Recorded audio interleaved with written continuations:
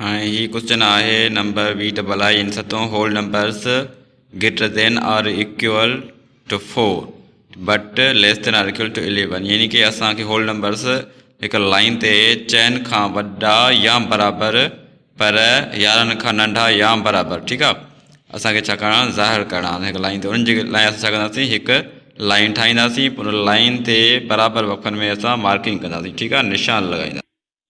हाणे असां मार्किंग करण खां पोइ उन ते होल नंबर्स लिखंदासीं 0 खां वठी ठीक 11 ताईं, या 11 खां तव्हां मथे बि लिखी सघो था। ठीक आहे, जेतिरो तव्हां लिखी सघो, छो जो हीअ होल नंबर्स जेके आहिनि माना ॻणण था सघनि लामहदूद आहिनि, तंहिं करे असां जेको आहे अॻिते तव्हां डैश डैश बि लिखी सघो था, या 11 ताईं जेसि ताईं तव्हां लिखी सघो ओसि ताईं तव्हां लिखी सघो था। ठीक, उन खां पोइ असां होल नंबर्स उन ते लिखंदासीं।